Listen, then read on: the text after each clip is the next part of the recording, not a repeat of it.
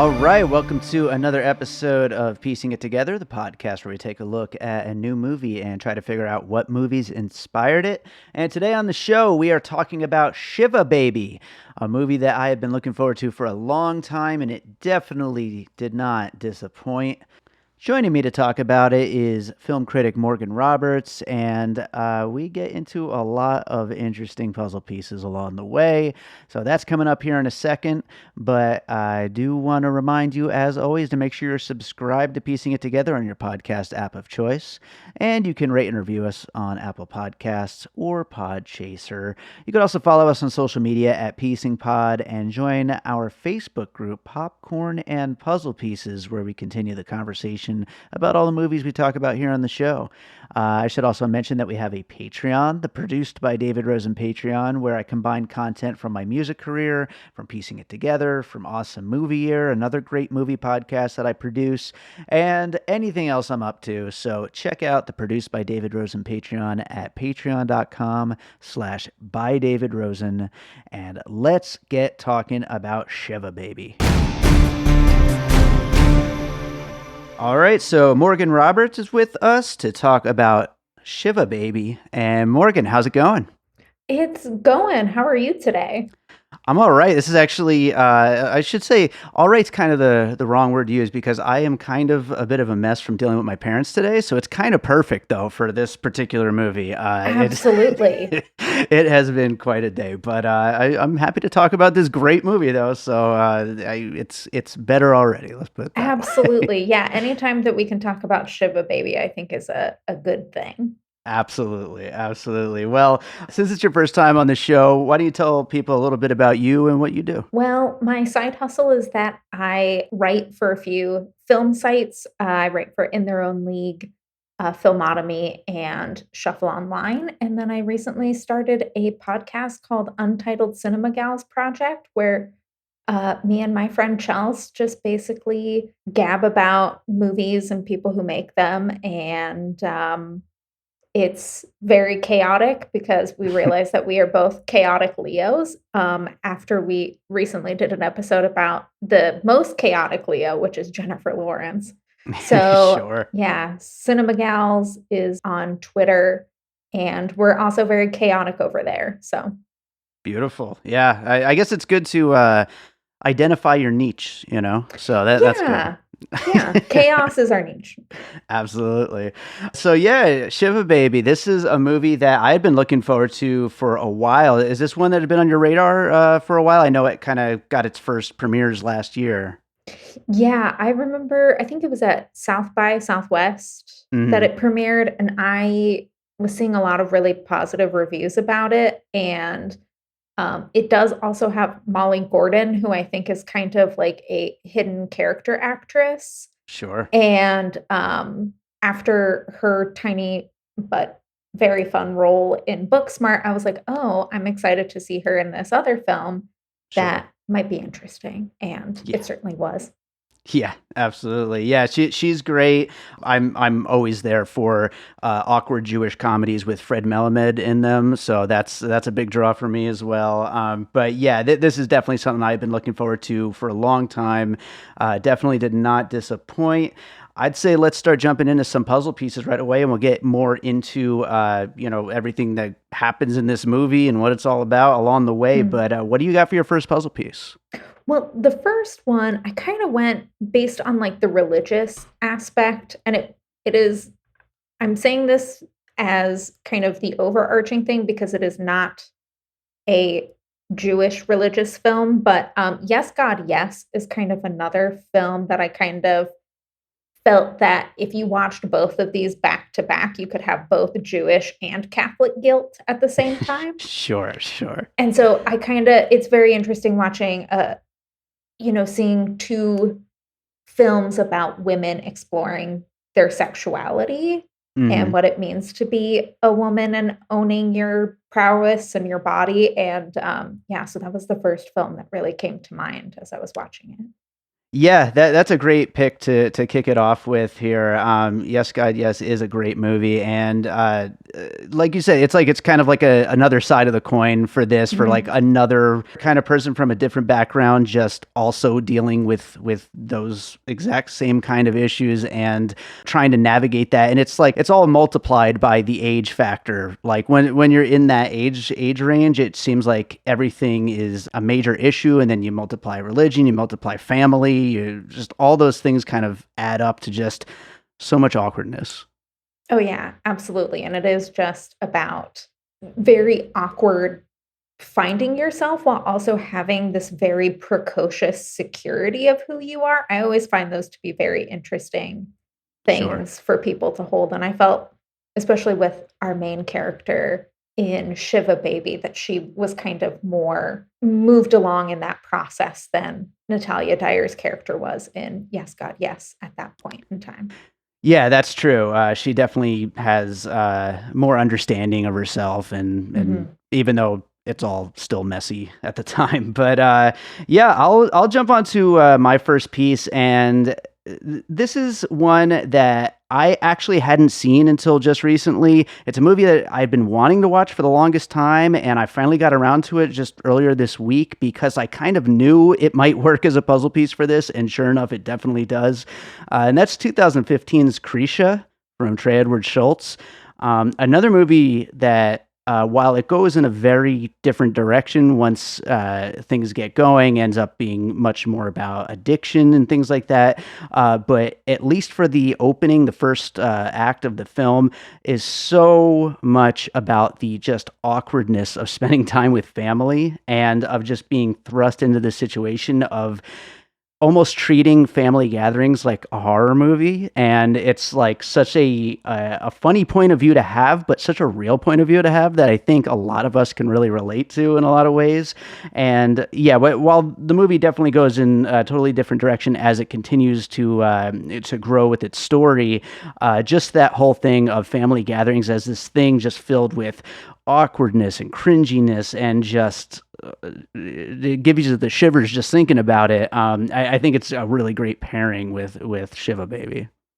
Well, I'm not familiar with that film, so I am definitely gonna be checking it out because I did really enjoy Shiva Baby, and if it has kind of that anxiety that your family brings out the best, Mhm. um, Yeah. then I think that that'll be, like, a perfect pairing. I will say, word of warning though, it is a very much darker cousin to this Mm. Shiva Baby. So yeah, things get a little dark, but definitely I think goes really well with it. But what do you got for your next piece? So my next one is a film called Pink Skies Ahead, and it's only premiered at, I wanna say, the AFI Film Festival, but it is the directorial debut of writer Kelly Oxford, Hmm. and the film covers a lot of anxiety, as well as anxiety brought on by your parents.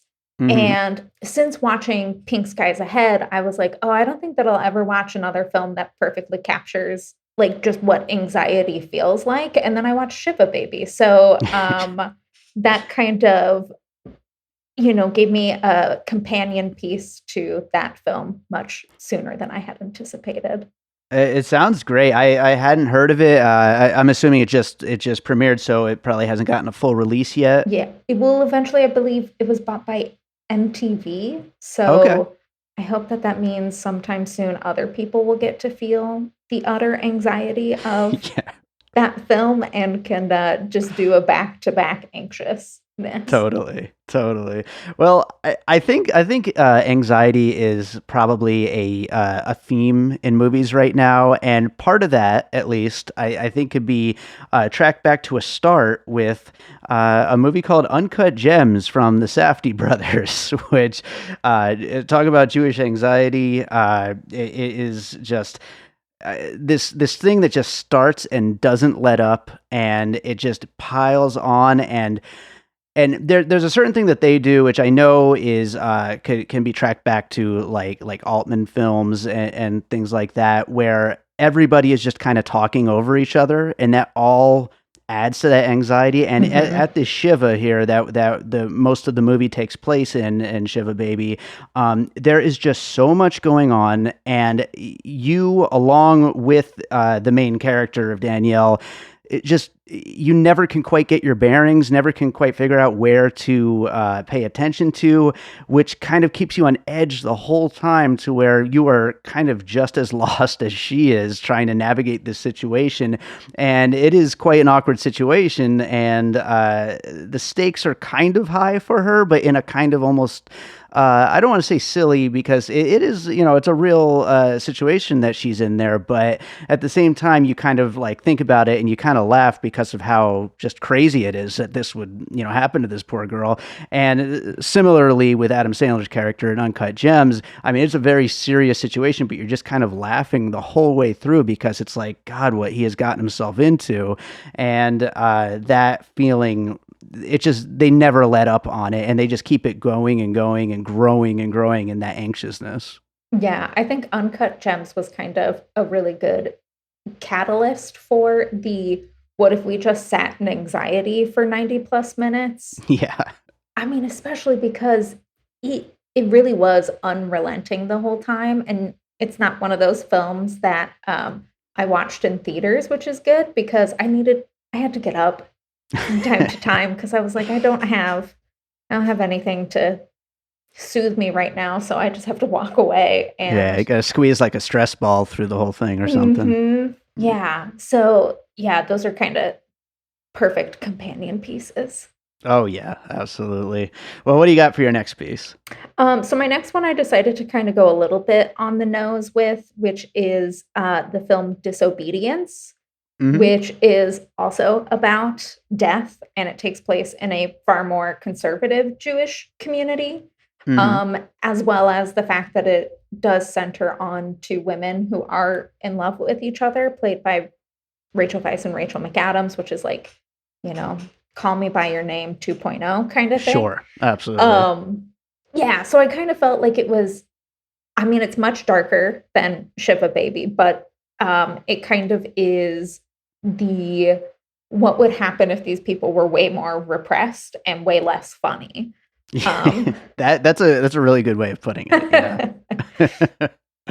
Yeah, that's a great movie, and yeah, obviously things get a lot heavier in that film, but definitely I think comes from a similar place, like you said, the kind of repression. But it's like here, these people aren't necessarily, and we should add, just obviously piecing it together as a after show. People should have seen Shiva Baby before this, but we are talking about the bisexual nature of the main character, mhm, and the fact that a girl that she has been really good friends with in the past and in a relationship with in the past is also at the Shiva, and that is just kind of adding a whole new layer of anxiety to the whole situation for her. mhm. Yeah, and I think, yeah, because Disobedience does have also similarly to childhood friends that were in love with each other, meeting after the death of someone. In this one, it is no one's father, but it does kind of bring up the, when you're with old friends too, and you start to like fall back into your old patterns, Sure. and I find that also very interesting in both films, especially with Shiva Baby, because there is so much happening and she's trying to balance so much. And then to have this added situation of like, oh, yeah, my best friend, who I'm also kind of in love with, is Yeah. here too and might find out about things in my life that I don't want anyone knowing. Sure. Yeah. And I will say the performances here are just so good, because they really do feel like two people who have this long, rich history. And Mhm. we don't get specifically backstory or anything like that. We're just kind of thrust into this one Shiva situation, other than the prologue scene. But you just get, like, these two people and their relationship by the end of this movie, just based on their interactions with each other at the Shiva. Mhm. So I will go on to another piece here, and I mentioned this one in our trailer episode where we looked at some upcoming trailers, including this movie. And that was just for the trailer, but after seeing the movie, it definitely applies. And that's Darren Aronofsky's mother. I I just feel like this movie, the feeling, and it mostly comes from that score, because that score is what really connected me to it with the trailer. And that score does continue through the film. And it just is designed to absolutely keep you on edge the whole time as things just ramp up in just weirdness, craziness, the anxiety we've been talking about this whole time. On top of that, there's just that feeling of like personal space being invaded by by family members. And it's like, you love your family. Of course, we all love our family. Well, most of us, but you get into these situations though, and it's like, there's so much overbearingness, and I don't think that that's specifically for Jewish people. I think that's for a lot of different people that feel that. But when you feel it, though, it's so palpable, even though everybody means so well. And that's something that, like with Mother, you've got all these people that are making their way into the house of Jennifer Lawrence and Javier Bardem, and obviously I'm not going to get into a long discussion of what happens in Mother and what it all means, but just that feeling of having people around you in your home or in the place that you're currently occupying. And it just makes your skin crawl when there's too many people around and they all want a little piece of you. No, that's like a perfect comparison, because I think the thing that resonated most for me with Mother was her shouting at people to get out of her house. Yeah. And with Shiva Baby, the way that she fights to like create space for herself in this like continually encroaching environment is, I think, one that a lot of people can identify with. Yeah, absolutely. And it's something that we've been kind of talking about here is just how many factors are at play within this scenario. And really, it's like you're just showing up to a Shiva. You're at this family event because somebody died, and you just show up, you shake hands, you say hi, how you been, blah blah blah. And it shouldn't necessarily be that big of a deal, but then when we deal with the sugar daddy guy is there, we deal with haven't seen all these family members in so long, we deal with the girl who she used to be in a relationship with is there, and she hasn't seen her and didn't know there's just so many levels and layers, and they all just add on top of each other and just make it so much more. Yeah, and then of course like his wife shows up, and then mom is trying to get Danielle to work for her sugar daddy's wife, and girl boss style.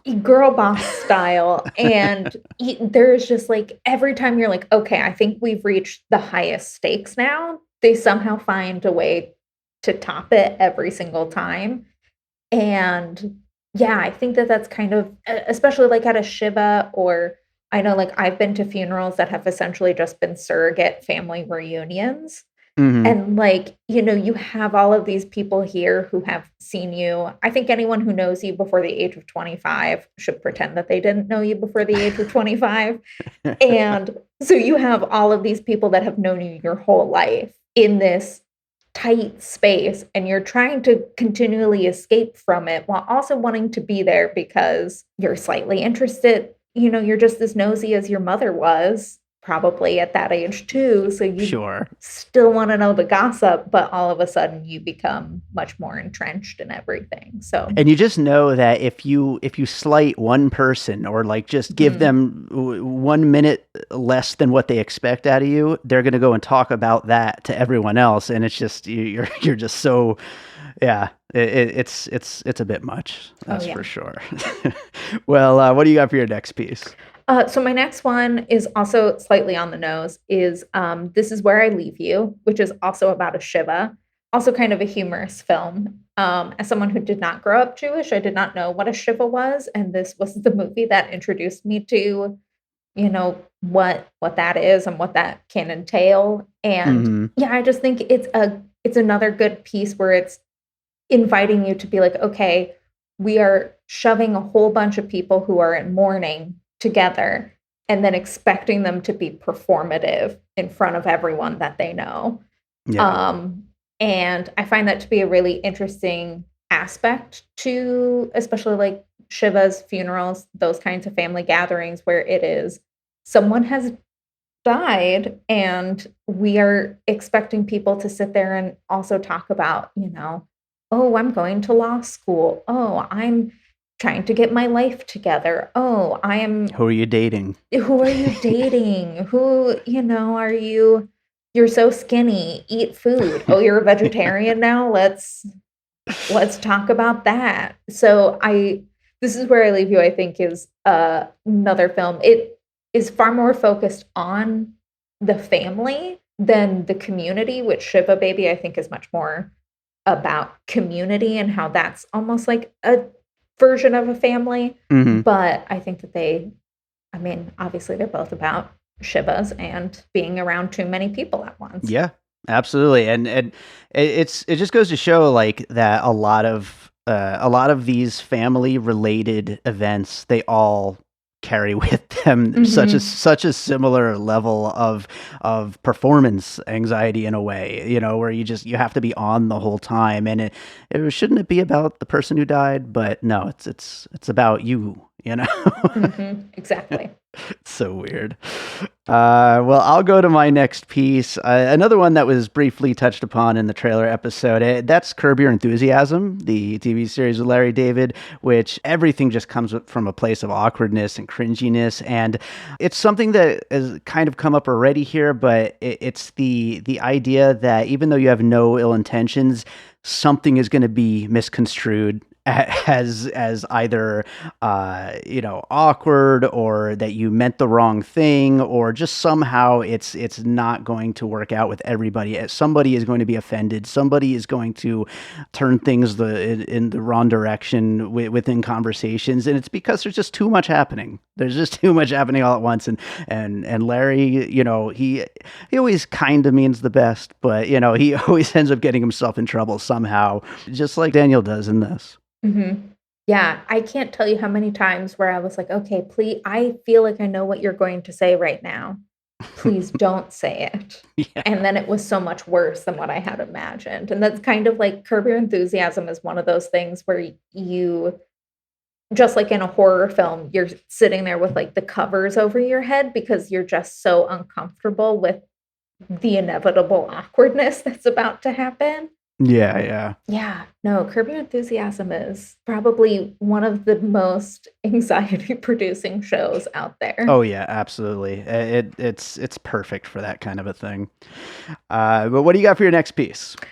So for my next piece, to be more on the nose for myself, I chose the TV series Fleabag because I think that one is kind of another one where it is so much about the awkwardness of existence. Right. Because Fleabag somehow finds herself in all of the wrong situations. I think one of my favorite episodes is in season 2, where she is supposed to help her sister with a women's award, and she's like, "Ooh, shiny award," and she picks it up and promptly breaks it. Sure. And then has to try to fix everything. And I just kind of felt like that level of, okay, I'm going to try to fix it, and then I've now somehow made it worse, and now I have to fix the thing that I now just made worse. Because Danielle finds herself trying to be like, okay, I'm going to be cool in this situation, and then completely just implodes everything that she had been trying to hold together. And I really kind of like watching very messy women both kind of sabotage themselves and then also get themselves back on track. Sure. Yeah, I think it's interesting using that as a puzzle piece. I think is great, and I think both of these characters are great examples of like these different kinds of like feminist characters who just balancing what it means to them personally, but also fitting into some kind of a box with society, which is just impossible. Is never going to happen. There's just so much there that needs to be balanced, but it's just it's a situation that really shouldn't have to be. Like, people should just get to be who they are, and that's kind of the end of it. And I think that makes for such an interesting character, someone who's just caught in between that whole dynamic. Yeah, absolutely. So I will go on to another piece here. I'm going to go with Greta Gerwig's Lady Bird, dealing with that strained relationship between mother and daughter. Such a great movie, such a perfect portrait of two people who mean so well and who love each other so much, but just drive each other nuts. And the main character Danielle and her mom really, really are driving each other nuts in this movie. And it just, I think it feels a lot like if the movie was more focused on just the two of them, it would feel a lot like a Jewish ladybird in a way. But instead we get a whole lot of other people to be awkward around. No, absolutely. I am a giant Ladybird fan, so I think that that's a fantastic piece to the puzzle. Awesome. So what do you got next? So what I have next is the HBO miniseries Angels in America. Okay. Because mainly like the first scene of the miniseries and play focuses on a funeral, and it is a Jewish funeral. And one of the characters, Lewis in Angels in America, is gay, Hmm. and his partner comes with him to this funeral, and he's like, "Oh, you're Lou around your family, but you're Lewis around all of your friends." And I always find that really interesting of people having to make sure for their own safety that they put on a persona for family or a different kind of community. And in Shiva Baby, we kind of see both that as well as the attempts to combat it a little bit more than were combated in Angels in America. Because I mean, it takes place in the 80s. Right. And yeah, so I think like with Danielle's character, we understand that she is bisexual from the very beginning, based on very snide comments that her mother makes. Yeah. Um, but it's done in a way that is still very much of like, I don't understand this. This doesn't quite make sense to me. I'm going to let you do it, but I also don't feel comfortable with you doing it. And just kind of that unspokenness with it was a very interesting part to the film.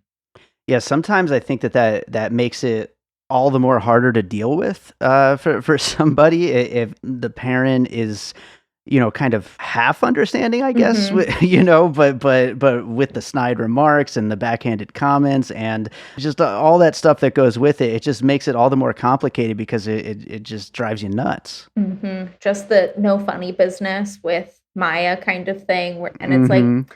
what does funny business to you mean? Because if it was a male friend of mine, I don't think that you would be saying no funny business you Yeah, know, with absolutely. Lewis. So, Well, I'll go on to another piece here, and this is actually my last piece. Although I would just throw a serious man in there as a bonus piece, but we mentioned that in the trailer episode as well. But I'm going to go with a scenario that's a little bit different than what happens in the film. Obviously, this character comes to a fork in the road where life is going to be different going forward because of the events of the film, and if it had played out a little differently and this character had ended up pregnant and that was the reason for the change, well, then I thought of a different character that this character's journey would have reminded me of. And that would be Jenny Slate in Obvious Child. It's obviously a different story, but the kind of character, the kind of point of view, the kind of worldview that Jenny Slate and honestly, Jenny Slate kind of has a lock on that kind of character. I mean, mhm. she's so great, and she's great in a lot of other movies where she's kind of maybe a couple steps removed from that person. But I just thought as a character, this main character reminded me a lot of what she does. I guess you could even just say Jenny Slate in general, but I figured Obvious Child as the puzzle piece. Yeah, well, and I mean, it's perfect 'cause Polly Draper is in both Obvious Child and this one too. She Right, plays the right. mom. Yeah, I think like the whole Jenny Slate aesthetic, especially if you've watched her stand-up special on Netflix, Stage Fright, kind of Yeah. is so much about like, here are all of my crazy anxieties for the whole world to see, and I'm gonna put a bow on it so that everyone thinks that it's okay. Yeah, I think that we see so much of that in Shiva Baby too. She rules. Um, so do you have any more puzzle pieces? Honestly, I think the last one that I had was is a very old film called Eulogy, which I Hmm. think was maybe one of the first films that I saw about a funeral that kind of took the dark comedy approach to this is what death is, and this is what happens when you throw a bunch of people who don't really talk to each other about serious things into a moment where they have to talk about serious things. And Right. yeah, it's kind of like the introduction to any film that I have seen since then that deals with death. And I'm like, oh, okay, that's kind of like Eulogy, um, Hmm. because it's just about coming to terms with finality piece, which I think Shiva Baby ultimately is a little bit about Hmm. coming to terms with finality. Because we see Danielle at multiple crossroads, Sure. and at the end of the film, she's kind of clear on where she's heading with some of those. So Yeah, and it's it's not all gonna be easy. It's not all gonna be great, but it's like she knows that mhm. this is kind of a fork in the road here. But yeah, as far as Eulogy is concerned, I've never seen it, but just it's interesting that this movie because it's obviously a thing that's been done before as far as like setting movies in these kind of family events. Obviously, Mhm. some of them are these puzzle pieces, but there's other movies that have obviously taken place at a funeral. I'm sure plenty more at Shiva's that I maybe don't know about, but it's such a different take when you get this voice that is interested in just that level of awkwardness, and then also dealing with this other story of trying to balance all these different levels that this character is dealing with. I just think that it's an interesting take on that kind of thing, and shows that you can kind of come up with a very different story in a very familiar setting. Yeah, absolutely.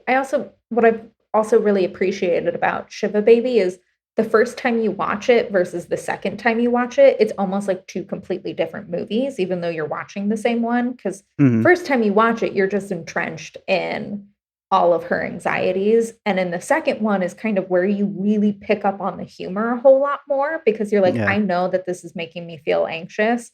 Oh, here's this funny part where Maya says something cracks about their prom night, and then a man is trying to leave the room, and she goes, "Ooh, sorry, Mort." And it's just so funny. Or all of them crammed in the car trying to figure out, how we're going to get all of these people in one vehicle and get them all home kind of thing. It is so hilarious. But the first time you watch it, you're just like, oh my gosh, is something else going to happen? Because we haven't Right. stopped yet. Yeah, well, you're So you're waiting for them to find. I mean, if nothing else, you're waiting for them to find out about the whole sugar daddy situation. Like you just yeah, think that's gonna pop off in the middle of the whole thing, and it kind of doesn't. yeah, you're waiting for Kim to essentially just, like, blow everything up and either let there be a tender moment between Danielle and her mom or, to leave it as, like, a cliffhanger thing, and that never really ends up. The person that she talks to who needs to hear more about it is one person, and no Right. one else has to learn about it, and I think that that's also very interesting too, that because you wait for her parents and a random neighbor who is sitting in the back seat with you and your best friend to learn the most intimate parts of yourself, and it doesn't feel the need to take it there. Right. So Absolutely. Well, I'm gonna do the finished puzzle here for Shiva Baby and read down the list of all the movies we just talked about. We talked about Yes, God, Yes, Krishna, Pink Skies Ahead, Uncut Gems, Disobedience, Mother, This Is Where I Leave You, Curb Your Enthusiasm, Fleabag, Ladybird, Angels in America, Obvious Child, Eulogy. So yeah, I think we were just kind of getting into some closing thoughts there in the end there, what we were just talking about. But is there anything else that we didn't quite cover along the way that you wanted to bring up about Shiva Baby? I mean, obviously, definitely do more than one watch with it.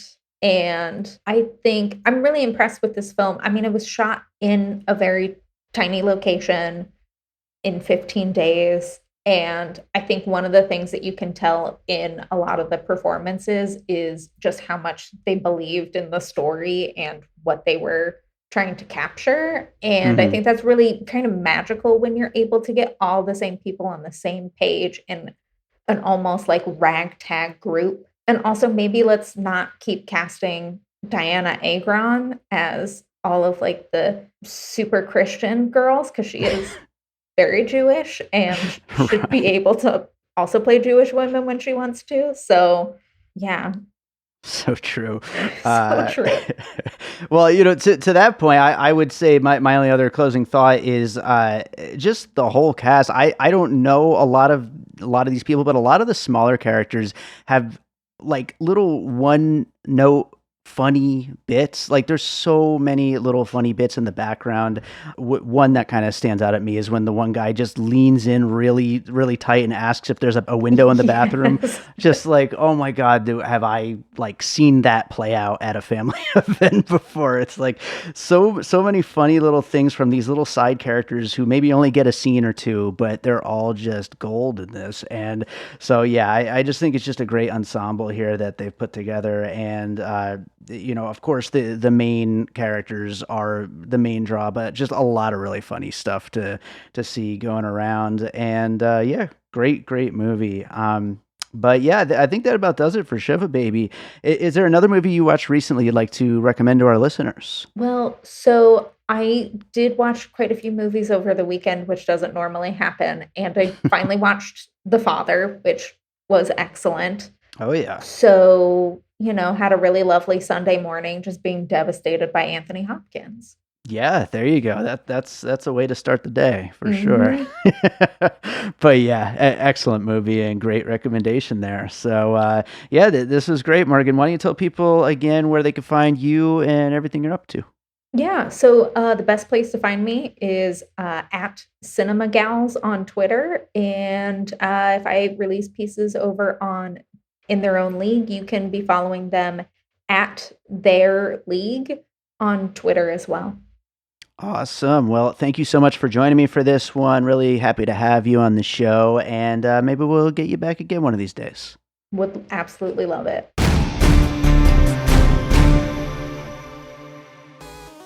We're queer, We're geeks. We're Queeks. Superheroes, Star Wars. Broadway, Drag Race, So if you're super gay super nerdy, or anything in between, listen to Queeks today. wherever fine podcasts are sold. And find us on Instagram at Queeks Podcast. All right, so I hope you enjoyed that conversation about Shiva Baby. Definitely check that movie out if you haven't yet. I hope you did already, of course, because we get into the spoilers on piecing it together. So you should have already watched the movie, but make sure you watch it if you haven't yet. And it was recently announced that the director and main star of Shiva Baby are making another movie together. So I'm very excited to see how that comes out. But thank you to Morgan for joining me to talk about it. And I'm sorry to Jason Harris for not having you on the show. Jason, who you know from Awesome Movie Year, was originally going to be my co-host, but I just thought this episode needed a female point of view. And so I told Jason we'll get him back for another episode soon. So, Jason, I look forward to getting you back on the show. And yeah, so if you enjoy what we're doing here on Piecing It Together, make sure you are subscribed wherever you listen to podcasts. And if you really like what we're doing, you can rate and review us on Apple Podcasts or Podchaser. And if you really, really like what we're doing, you can share the show with all your friends and let them know about Piecing It Together. That is just the most awesome thing. And of course, there's also the Patreon I mentioned at the top of the show. You can subscribe to that. So let's close this thing out with a piece of music like I always do. And whenever we cover a Jewy movie like this one, I like to play a track from my Jewish comedy group, Fakakta, and I'm going to play a track called Nice Jewish Girls. So let's play Nice Jewish Girls, and don't look for the rest of the album because it's incredibly dirty, and really I should take it off the internet at this point, but it's out there. I can't stop you. So enjoy it, and we'll be back for more Piecing It Together coming up real soon.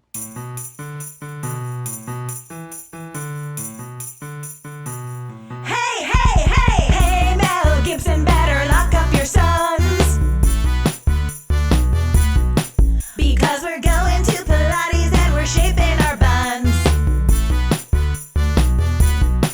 You got your bag at Chanel, I got mine at Target. But I wear it hella better than you any day.